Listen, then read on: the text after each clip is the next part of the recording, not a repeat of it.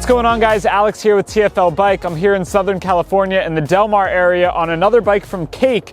This is the Makka. It's their all-electric moped, and in this video we're gonna get it out on the road, go through all the features. Let's jump into the full review on the Makka. If you saw my Cake Osa Plus video, that was a great bike, but one of my complaints with it was that it's just expensive for what it is, $10,500. This is much more affordable. I'll tell you the price right off the bat, because that kind of sells me on this. $4,200 for this bike right here. And for that, you get a bike that you can run errands on. It'll take you to breakfast like we're doing right now. And it's got a really cool design to it, and it's priced similarly to some other scooters or mini motos out there. This is powered by a 3.6 kilowatt motor and a 1.5 kilowatt hour battery pack, and it makes about 4.6 horsepower. There's two riding modes. I'm in riding mode 1 right now, which gives you the max speed. The top speed on this guy is 30 miles an hour. But if you pop it into mode 2, that limits your speed to about 15.5 miles an hour, and that extends your range. So max range on this is about 32 miles on a full charge. Unlike the Cake Osa Plus that I reviewed, this has a battery indicator with an actual percentage number on it, which I like.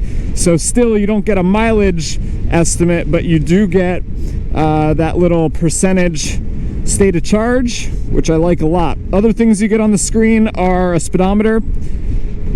You also get your ride mode 1 and ride mode 2. You switch that using the starter button right there. You just do a short press on it. Odometer and a clock, and that's pretty much it. The rear brake is operated with your left hand right here since you don't have a clutch, so floorboards down by my feet like a big cruiser, but no pedals or anything down there. And check out this windscreen design, it's pretty cool. I have this squared off windscreen up front and then another one kind of protecting, almost acting as a mud guard for my feet, and they're in these transparent colors. I've got the Denver Broncos edition right now, which is very fitting, the orange and blue. But we'll pull up here and you can see some of the other colors. They also do clear. There's a yellow one up there. There's some pink ones. So yeah, you can really customize it. That's 5 of the colors. They say they make 8. So besides the orange, the blue, the pink, the yellow, and the clear, there are a few more colors you can choose from and really customize this to be your own. I wanted to give a shout out to Revzilla for helping us make this video possible. They hooked me up with a lot of the riding gear you see in this video. So if you need anything, whether that be boots, gloves, pants, a jacket, parts for your bike, definitely go over to Revzilla.com. So just like the rest of the bikes in the Cake lineup, the Makka really stands out for its design. This is unlike most other scooters on the market. You still have a step-through design like most scooters, but it has this tubular frame and it was designed in Sweden, and it has a very Swedish look to it. You have this crazy looking windscreen up front. These are optional, but you can get them in a bunch of different colors. This one is in blue and orange, and overall, it's just a really modern looking, but sort of retro moped basically. On this one, you can see we have a seat there that is adjustable height up and down like a bicycle, which is really unique. You never really see adjustable seat heights like that on motorcycles or mopeds. And then on the back here, you've got another little platform that you could, strap a grocery bag to or put a passenger on, really do whatever you want with. All right, so here is the battery. It's a 1.5 kilowatt hour battery. It's held in by a Velcro strap, so you can hot swap these. And also there's just one connector connecting it to the bike right there. So it's all pretty simple and easy. But then if we move back a little bit, you can see this box. That's kind of the brains of the whole operation, where the computer lives.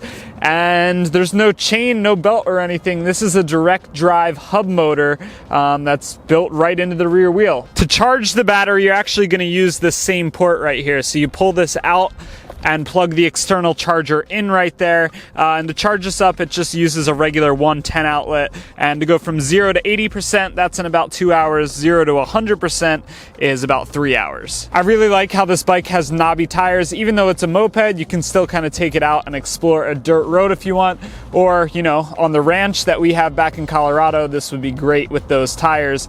As far as suspension goes, you have a standard fork up front, 3.5 inches of travel, and then for the rear shock, this has 4.7 inches of travel, and it is adjustable for preload as well. And then for brakes, you have a 220 millimeter disc up front and then another disc brake in the rear. No ABS or anything, but you do have regen braking, so it can put some power back into the battery while you're going downhill, although you can't change the modes or anything or turn that off. It's just set the way it is from the factory.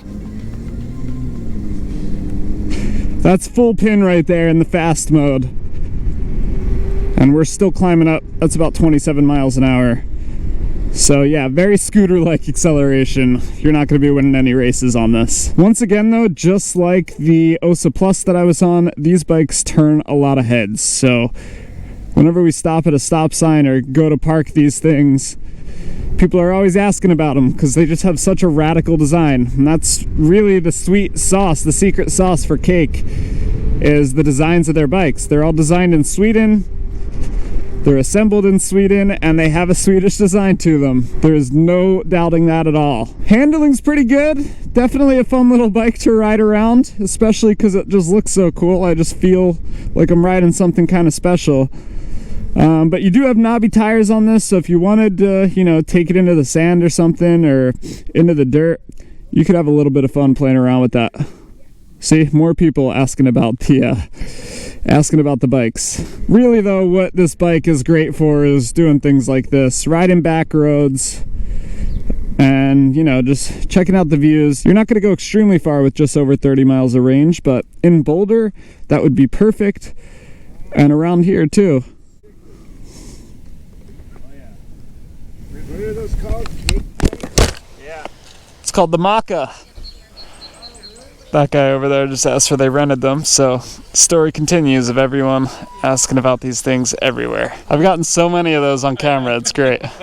Alright, we're coming up on a pretty steep hill here, and this is not really where this bike is meant to be, but we convinced the Cake people to go off the preset route they had planned and take us for a little adventure. So this is going to be a true test. See what the climbing power is like on this. I'm at my max speed right now of 30 miles an hour. Let's see if we slow down going up the hill. And it's starting to slow down a little bit. I'm full pin right now, doing 28. Max speed is 30. Battery's at 72%. But I'm still cruising. It's getting me up the hill. The one thing that's a little weird with this bike that I've noticed is the throttle has a pretty big dead zone at the end.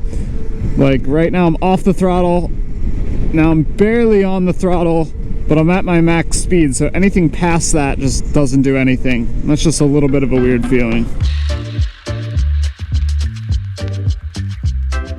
Here's the keys for the Makka. The actual physical key is only for the battery lock down there and the steering stem lock, which is up here by the handlebar.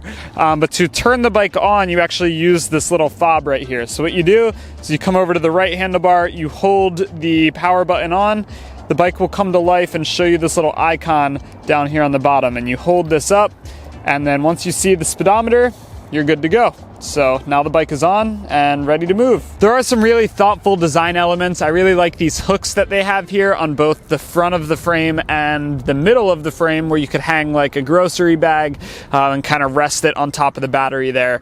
So I really like that. Also, you know, this is compatible with a lot of the accessories they sell, of course. So this is an option on here, this little back rack, but you can also get some different mounting options that go on the seat post here for surfboard racks or a basket. So really you can set this up however you want and make it the perfect practical scooter for you. I do have one big complaint with this, and it's the turn signal switch. It's not a push to cancel. You have to recenter it yourself, and I was fumbling with it all day on my ride, so that's an easy fix. I hope that they add a actual push to cancel turn signal button in the future. Do a little suspension test over the speed bump here. These roads are pretty smooth, so you're not gonna really test the suspension in a crazy fashion, but you do have a monoshock on the back, standard forks up front, and pretty beefy tires that act as sort of their own suspension system too. So it's not bad. It's definitely comfortable. You're not going to get worn out on this before the battery dies and you have to recharge. Also, unlike the Osa Plus that I already reviewed that was belt driven, this has a hub motor. It's direct drive. And a lot of these parts are CNC aluminum and made by Cake in Sweden. So they have some production in Thailand, but they're working on moving most of that away into Sweden and then building the bikes there and shipping them over to the US and other parts of Europe. I do think this is a much more appealing bike than that Osa Plus. I really loved how modular the design was on that and just the flat frame design that they did on that bike. But this still has a lot of those modular components. You can still customize this bike and add different racks. You can put a surfboard rack on this one too. And this is the one I would get. For 4,200 bucks, this seems like a really good value to me. I mean, I have a Honda Monkey that I paid about 3,200 bucks for, so another $1,000 to get a brand new electric bike that, for me at least, would serve the same purpose as my Monkey. I ride that thing just around town where I live. I never do really more than 10 miles on it at a time, so the range on this would be fine, the speed on it would be fine, and it's electric. I can pull the battery into my apartment and charge it. This definitely would be appealing around the Boulder area.